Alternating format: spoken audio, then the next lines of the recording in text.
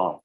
Coming up this year and next year, after the chief executive election in Hong Kong, very likely we're going to have a whole range of new misinformation law, similar to the ones in Singapore probably, and the Article 23 legislation, which will give government more tools to use when they need to censor or take down certain content. So the final word is, China probably do not need to implement the Great Firewall just like it is in China, in Hong Kong, but they will be implementing, as they are doing right now, a more dynamic firewall that would instill more censorship, more surveillance through legal and operational means.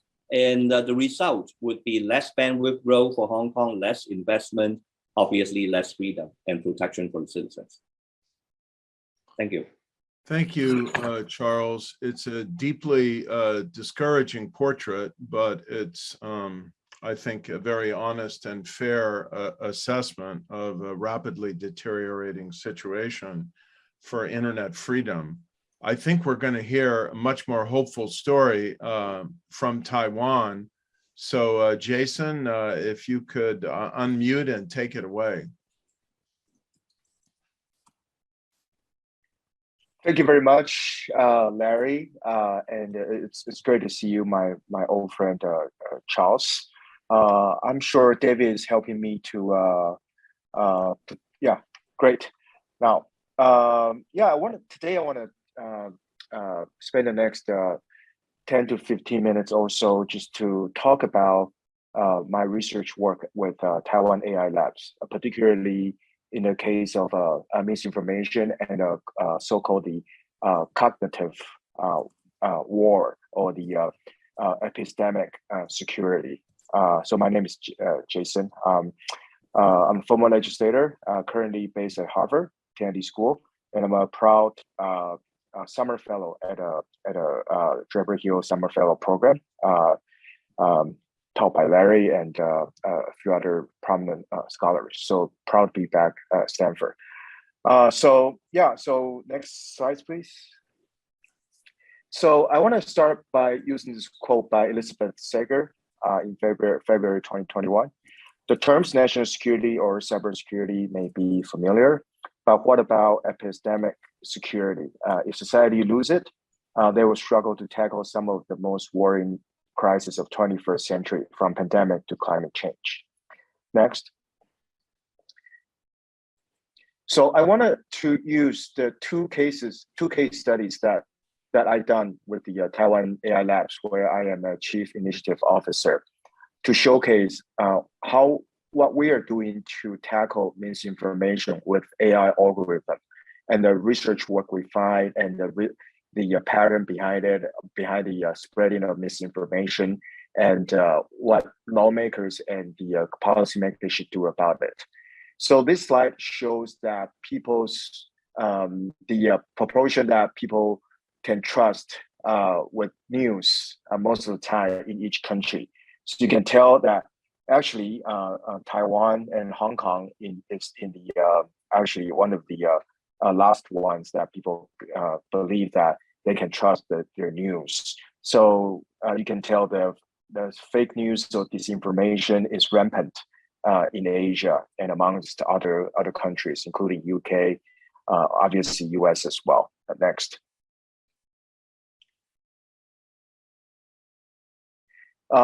It is clear that Taiwan is at the forefront or the front line of the disinformation wars.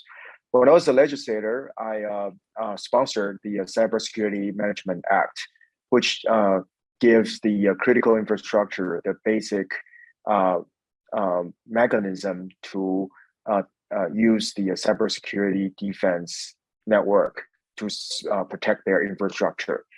And on a daily basis, Taiwan's public network, particularly those concerned with citizens' registry data or the healthcare data, is hit more than 300,000 times on a daily basis. On a monthly basis, it is hit over 20 million times. So there's a lot of attempts to penetrate and infiltrate our cybersecurity network. Next. And this is the model that Taiwan AI Lab used to explore the most recent cases on the COVID pandemic. And using the genetic tracing with the phylogenetic tree, basically tells people when how virus is spreading and what are the traces and relationships of those spreading amongst different countries and regions. Next.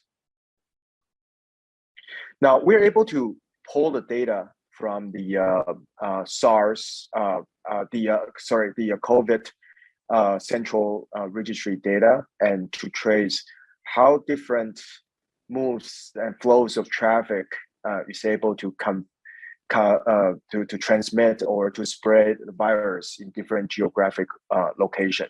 Next. We then analyze it through the layers of their relationships and in countries, and how to coordinate with the travels of the region, and then we are able to map out how virus is spreading geographically with the AI algorithm. Next.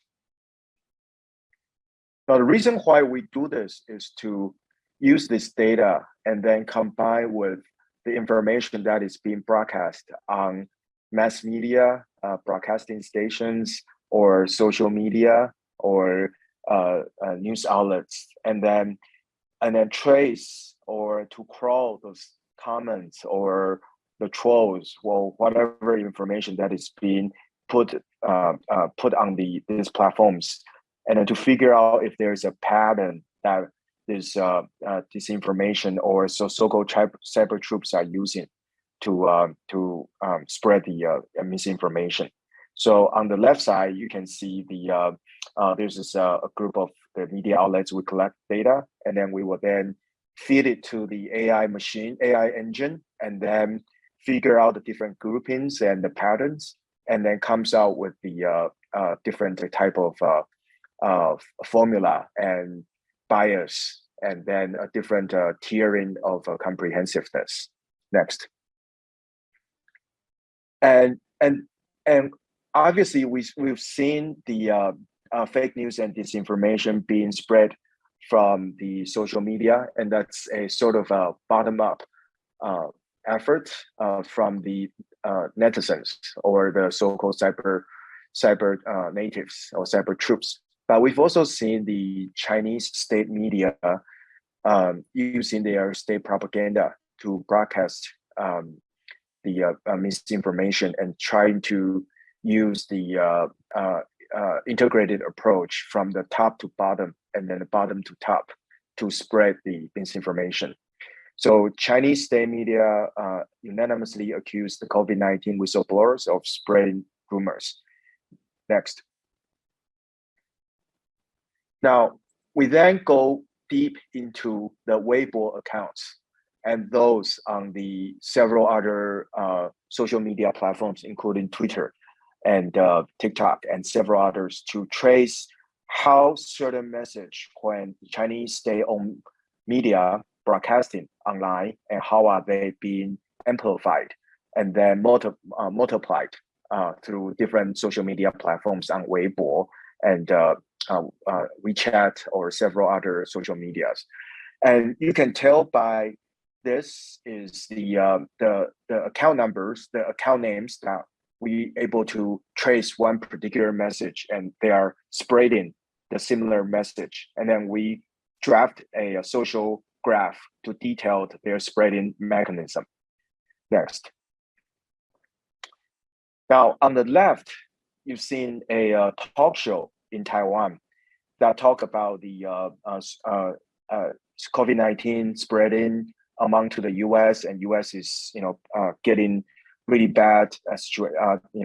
Thousands of people dying daily, and this news clip was picked up by a Weibo account user called 快递员吴彦祖.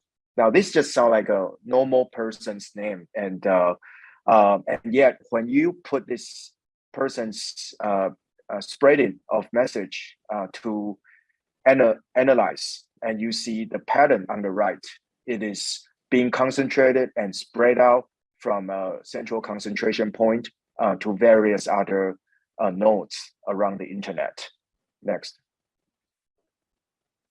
So we then go into detail to analyze or to decipher how their behavioral similarity differs from the regular users.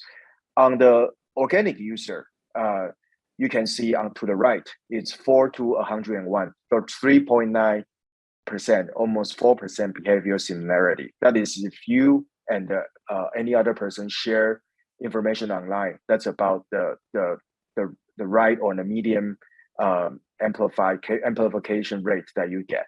But then if you use cyber troopers, it's almost close to 40%, 50%, 45% of behavior similarity. And you can see the highly concentrated part on the left. Next. So you can then see all these troll accounts if you also do another analysis to see how on the left is these troll accounts or the cyber troops. There it's highly concentrated with the density and then also the depth of the message they're trying to share among this different spectrum. Whereas on the right square, you see the regular users. It looks like pretty evenly distributed. Next. Now, I wanted to use a case on Taiwan to also talk about how the domestic politics can also drive the spreading of these social misinformation too. The case I will share is investigating the impact of Facebook polarization on 2021 Taiwan referendum. Next. So the background story is that in the end of 2021, Taiwan carried out a referendum on 4 topics. And these 4 topics is the nuclear power plant and the algae reef protection, the U.S. The pork import from the U.S. with a reptotomy chemical, and then the third is the referendum dates combined with the national election. Now we use these 4 referendums and then look at how different opinions are being presented online, and use the data to feed into how different groups are being formed. And then we remove some unrelated data and select or use the algorithm and a formula to calculate the so-called amplifier selection, and then shared it and then developed some results. Next. Now, on the left is the algorithm formula we used, which I won't go into the detail because this is a very technical. I'm happy to share the whole formula with everyone here to look at, and we actually opened the code to the GitHub so everyone can see it. So if you look at to the right figures on the figure on the graph A and graph B, you can tell by from graph A the upstream information flow through amplifiers. You can see it spread out from one central point and then to the various different central point, and then it concentrated on different type of topics depending on the density of the amplifiers and then the ones that are being shared. And then on the graph B, you see the downstream information flow through the amplifiers. So it just keep spreading and spreading, and then spread it to other groups as well. Next. So on the left, you see the regular post, which is the number of unique users sharing on the post, and the total share account for each page on the chart A. You can see the ones that are going very high on the orange part. This is the ones that are being highly amplified with the certain Facebook pages and a certain high-profile pages used for spreading purpose. So it is clear that the users will never see the reality. Everyone is being held in their own bubble, and you can never get to see how the information is distributed, because we are wrapped in this thickness of amplified messaging, and nobody really knows where the truth lies. Next. So there are a few final points I want to make. Number one is that the cognitive warfare is a threat to democracy, whether or not you are using it as a government, or you are using it as the you're being affected by an individual. And for a media platform becoming the front line, it is clear that Facebook and other means of social media forms like Twitter and other things are easily become the exploitation medium for the cognitive warfare. And very few people or the general public have the means to understand or to tell the truth and lies. And that is very dangerous. Secondly, we need fairness and a transparency accountability. I don't think there's a clear guidance or any sort of prudential law being put into effect to address this effect. We've seen Hong Kong fallen pretty drastically. I think as my friend here, Charles, is describing. We need more transparency, accountability for these social media platforms.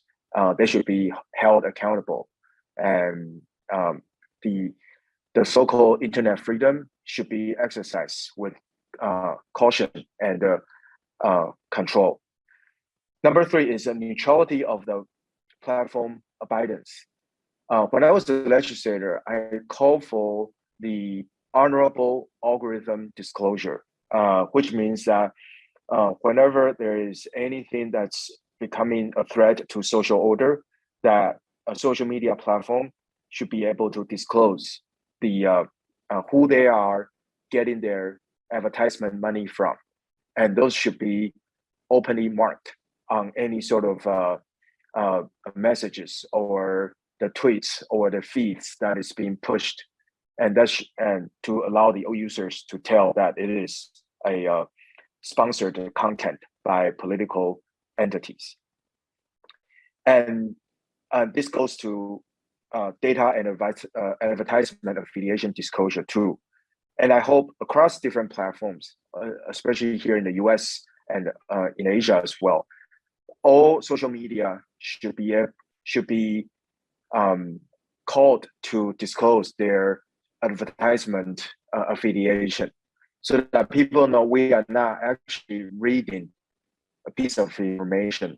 We're actually reading a piece of informatics that is being sponsored by an entity with a certain intention. And then I mentioned the call for regulations and algorithm disclosure. And lastly, I feel this is most important. Most of the civilian cyber intrusion happens on the fingertip, on your touch screen, on your children's iPads and iPhones. We need to increase and encourage classroom teaching, and also the educational budget for media literacy awareness. I feel that's the most important thing. If our citizens and the children cannot learn to tell the truth and the lies, and have the ability to turn off and then refrain from sharing fake information or misinformation when they receive it, then we will never be able to stop it. And we won't be able to stop it alone by government or by social media companies. And certainly they might think that stopping it might get in the way of their profit making. So it is up to citizens and then also with empowered budgeting, that we increase the the media literacy awareness. Thank you very much. I present you with the work that we did with Taiwan AI Labs, and we are happy to work with anyone that might be interested in using AI to trace misinformation. And our algorithm is free, and we like to it's open source. We like it to make it available for everyone who is interested in researching this topic. Thank you. Great. Thank you so much, Jason, for that very interesting analysis. Thank you both for informing and updating our understanding of what's happening to internet freedom and integrity in both of your societies. People are starting to pose their questions in the Q&A box. Please keep them coming in. I'm going to ask each of you a question in sequence. Then I have a question that I'd like each of you to answer together. And then we'll keep working through the Q&A. So Charles, let's start with you.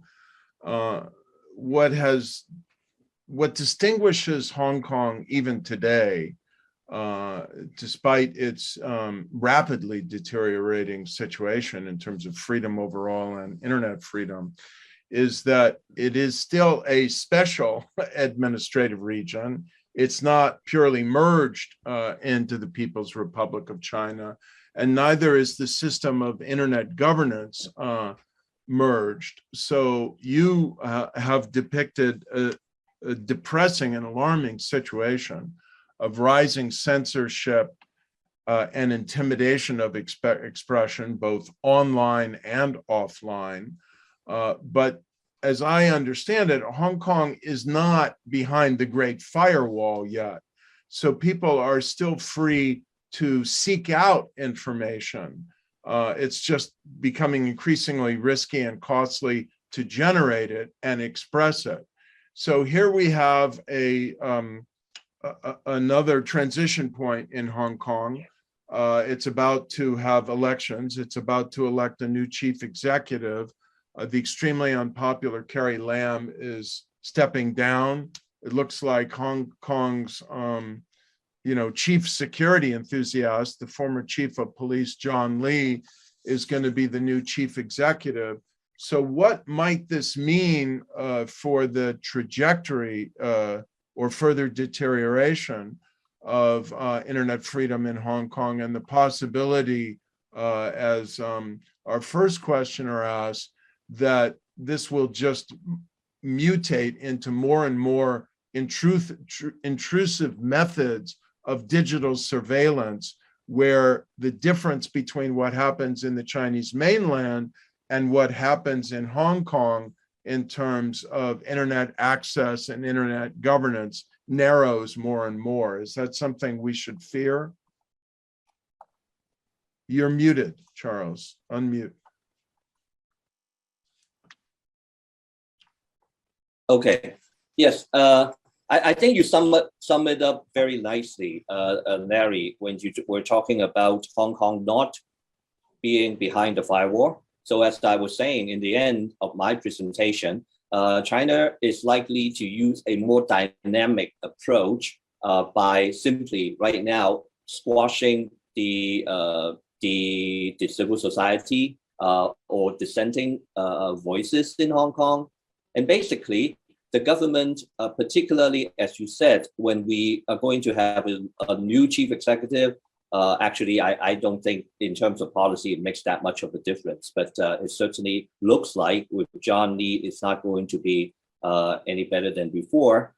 In terms of Hong Kong's, in terms of the outlook for the internet governance in Hong Kong, I don't think China at the moment would want to or need to or feel need to implement a China-style firewall in Hong Kong, simply because of many of the reasons that I cited in my presentation, the legal and regulatory telecommunications liberalization, and actually also the impact to businesses and so on. So, but they are doing it in more of a dynamic and targeted ways to squash, to remove the kind of information that they don't like and call it misinformation. And in fact, when we talked about misinformation in the Hong Kong context, and when Jason was talking about it in the Taiwan context, I think they are quite different. In Hong Kong, if you were listening to the government narrative, their version of misinformation is basically anything that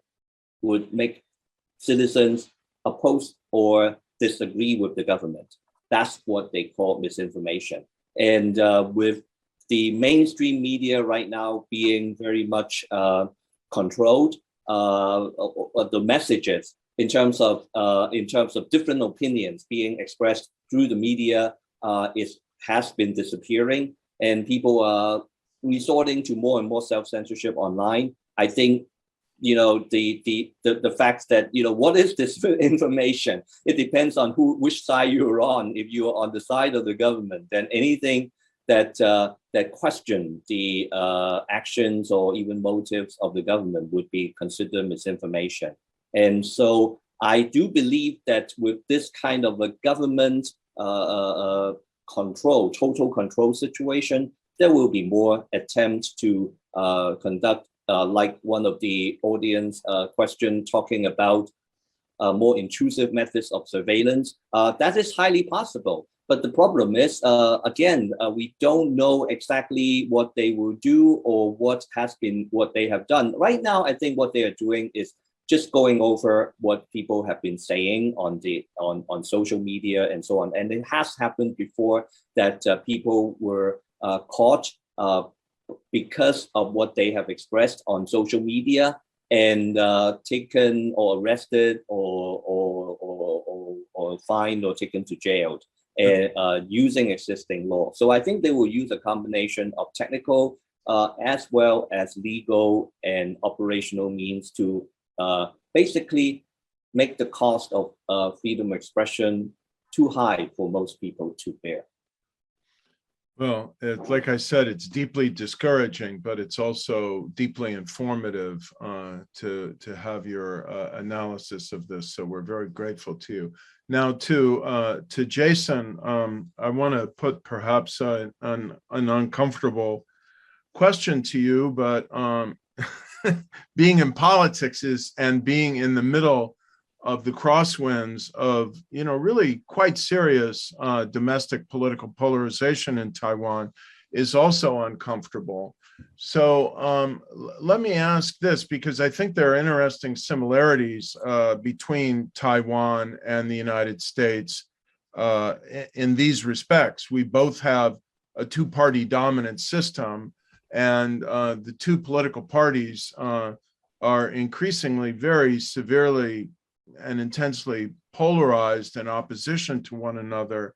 And a lot of that political polarization is completely independent of, or substantially independent of, external interference and stimulation or manipulation. So which do you think is more serious?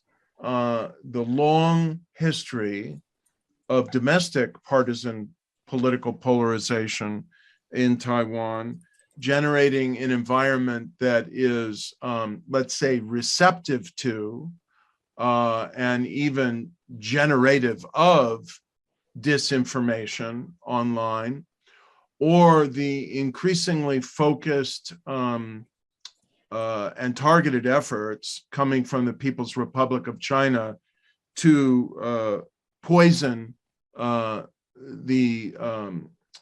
cyber discourse and generate disinformation.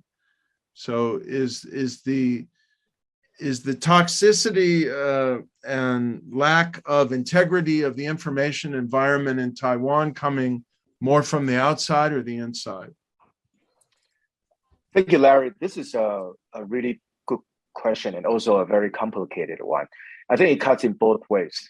First of all, Taiwan is very polarized in terms of its outlook or the perception of what Taiwan identity is.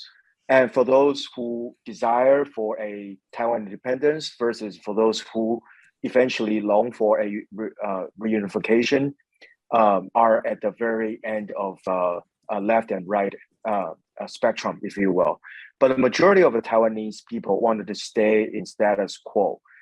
And there's not much we could do in terms of advancing to the agenda to the right or left, given the international constraints. So the discord that you described, Larry, it's really happening, number one, from within. It is a lot of internal political turmoil in terms of trying to win elections or to get power, and then to develop a certain narratives that can build up from the internet or the social media presence, and which is reinforced by the use of all sorts of techniques in both domestic actors and foreign actors. So the internet itself is neutral, but it is the people behind the keyboards that are making it good or bad. Now, whether a foreign stimulus or manipulation will sway the outcome of our political results, yes and no. I think the biggest concern for Taiwan is how would US and China relationship evolve? And would Taiwan be forced to take a stance and in order to pledge support from the US? However, it would also put Taiwan in a dangerous situation. We don't know yet, given the situation happening in Ukraine, Taiwan, US will come to rescue Taiwan or not immediately during the event of invasion. So it is up to Taiwan to strengthen our self-reliance and also self-defense for that matter. And I want to stress this part by saying that today's war is now waged in thousands of miles away from the different nodes of computer connected to your home and on your device. We shouldn't wait until there's a beach landing from the CCP to think about defending ourselves. So the cybersecurity and in both the awareness of the civilian cyber defense is all the more important. And with that, I believe that we hadn't done enough. And it is very important to have this type of alert and also keep in mind that it is up to Taiwan ourselves to defend ourselves, not relying on external partners or outside forces. Obviously, we see that US might have interested in help Taiwan or to defend Taiwan in some certain extent, but I think it's ultimately we need to shore that responsibility, and it has to happen immediately. Good. I certainly could not agree more with that. Now, let me ask you both. It's quite interesting. You both served in the parliaments of your societies in the previous decade. You're now working in civil society from various locations.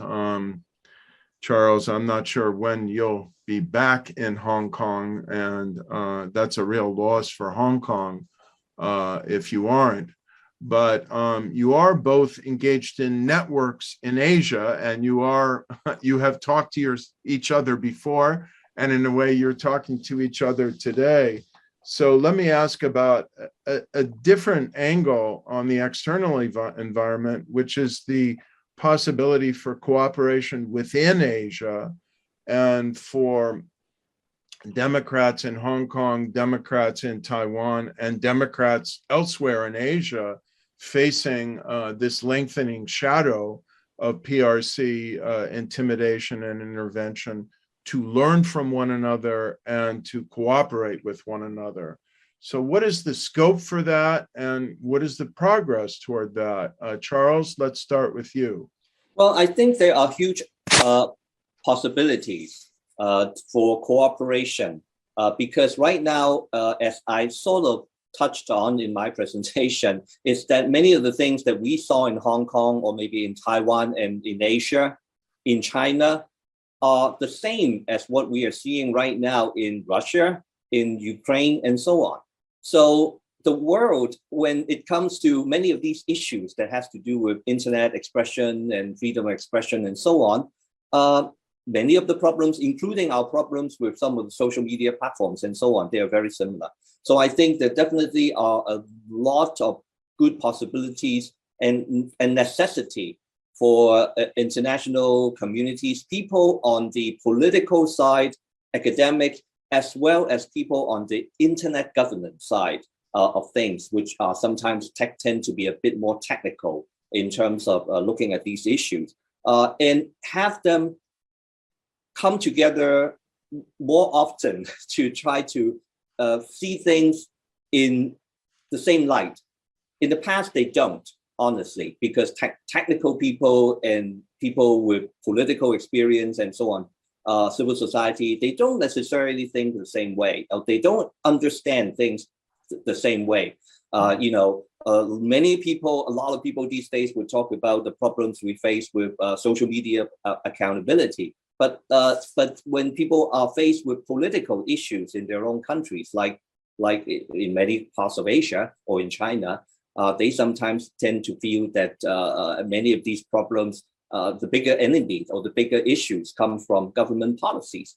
So I think there are huge opportunities for really getting together and understand these issues at a more holistic level and to try to come up with recommendations. Now, some of the questions that I see on the chat, for example, about whether there should be a global platform or initiative, I certainly believe there should be, but I don't think it will come from the UN.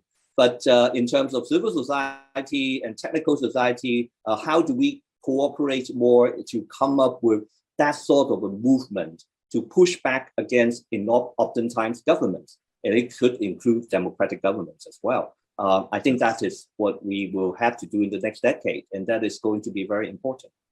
And let's bear in mind what's happening in UN forums is moving in the other direction. Yeah. With PRC delegates trying to really challenge the whole conception of an open, interoperable internet. Exactly. Okay, yeah. Jason, over to you. Yeah, I think I echo with what Charles said, and also wanted to stress the fact that I think we should also put responsibilities on these big platforms, and then it's not calling them evil, so to speak, but I think to encourage them to work with the different actors of social societies to provide open and fair access to certain codes or the algorithms that might otherwise cause social upheaval, and ways to deter that. For example, people in Russia are watching a different news with different realities than people in other parts of the world, and but we have no way to condemn that. We have no way to stop it.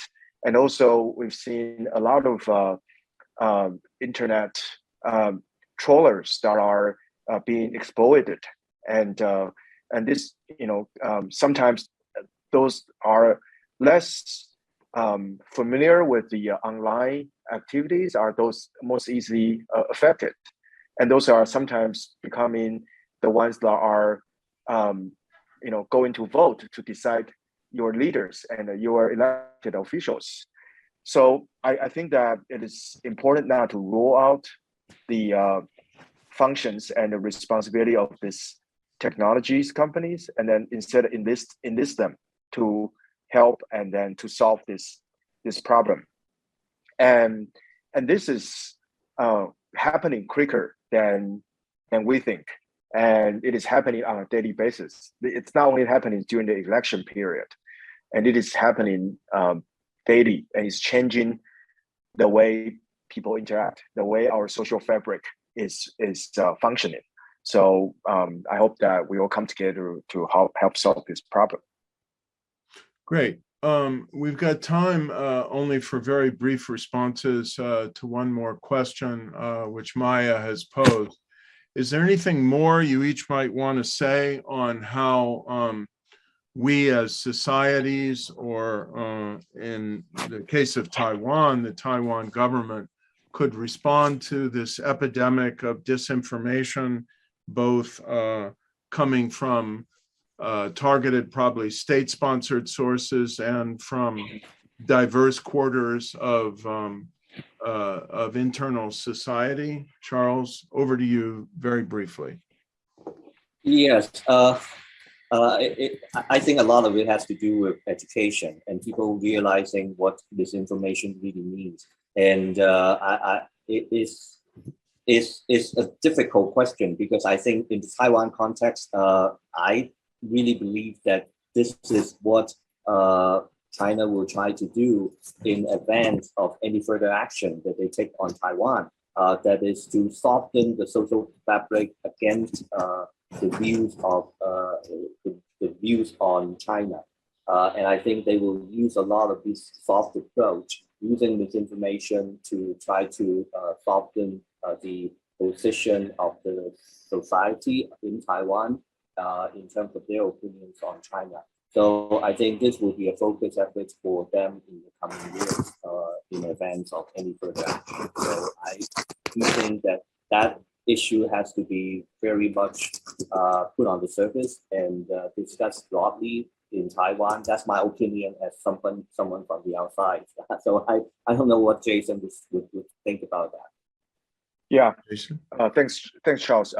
So we feel quite powerless in terms of negotiating with big social media platforms like Facebook, and as most of the messages and also misinformation are spreading through the medium of for example, this social media. And I feel that U.S. government should take this seriously if they believe Taiwan is a partner and ally with the same value system, which is democracy and freedom. We are under attack. We are under severe attack, and then we have no way of negotiating or pushing these big internet platforms to hand out their data. We don't even know who is spreading it, and without being able to get past the middle agent, which is these platforms. And look at what happened in Philippines. Philippines is probably the worst case, the most penetrated region and the most affected region. And I know a lot of journalists there, independent journalists, their lives is under threat on social media, on Facebook, but they cannot get it. They cannot solve it. So I think it's important that whoever is watching this, or the U.S. senators or politicians, if you care about Taiwan, talk to these big social media companies and have them work with our government. Otherwise, we can only get to this much. We will never ever get to the source, because they pay the advertisement money to the platforms, and these social media companies make profit off of this advertisement, and we need the help with that. Thank you. Right. Well, this just underscores once again how important is the analysis and tracking work, if I may offer this brief advertisement, of the Stanford Internet Observatory, which is part of the Cyber Policy Center, and the advocacy of individuals like our director, Nate Persily, who has been stressing how important it is that we get more transparency and more ability for scholars like yourselves to research what the content of these social media companies is. And as you advocated, Jason, for more transparency in the algorithms. I regret that we're out of time. I want to thank you both for the work you're doing, both individually and in interaction with one another.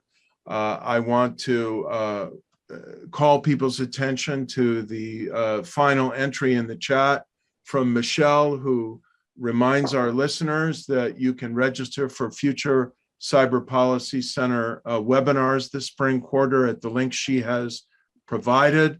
And you can view this webinar and recordings of other Stanford Cyber Policy Center webinars on our YouTube channel, which Michelle has also listed in the chat. And I think we can find a way, Charles, to make your slides available to those who want to see them. But for now, we thank you both for these excellent presentations and insights, and for waging the battle you've been waging over many years to defend and advance internet freedom in Hong Kong, in Taiwan, and throughout Asia. Thank you both very much, and we'll see you next week here for another seminar series with the Cyber Policy Center, when we'll hear from Jacob Ward at MSNBC. Bye-bye.